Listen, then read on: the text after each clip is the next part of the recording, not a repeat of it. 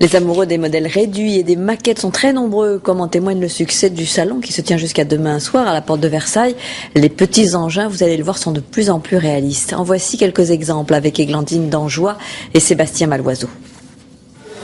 Il devrait ravir les amateurs de gadgets. Ce drone, d'une portée de 50 mètres, se pilote avec un iPhone. Avec ses 2 caméras embarquées, c'est l'un des jeux vidéo révolutionnaires de la rentrée. Au mondial du modélisme, l'innovation côtoie la tradition.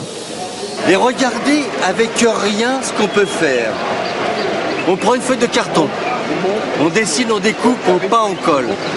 On met des rails, on installe. Il faut que ça marche. Après, c'est tout le paysage. Et au fur et à mesure, on voit l'évolution se faire de jour en jour. Dans toutes les générations, les trains électriques ont leurs admirateurs. Le train il peut aller jusqu'à 28 vitesses. J'adore le son du bruit, le son du train quand il passe. Sur Terre, dans les airs ou dans l'eau, le point commun entre tous les modèles réduits est la recherche du réalisme. Quand je vais le jouer avec en plein air, souvent les hirondelles viennent, ils le prennent pour un pré oiseau, ils le suivent, ils sont un peu intrigués et puis souvent donc ils le suivent pendant un certain temps, donc on joue à essayer de les quitter, de les reprendre.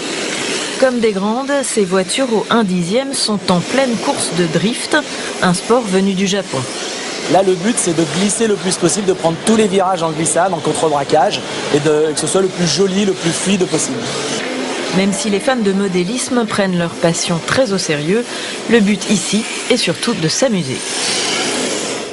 Les 30 ans de la Maison de la Danse de Lyon, c'est une institution très importante dans le paysage chorégraphique français. L'établissement a accueilli déjà 1 millier de créateurs depuis sa création.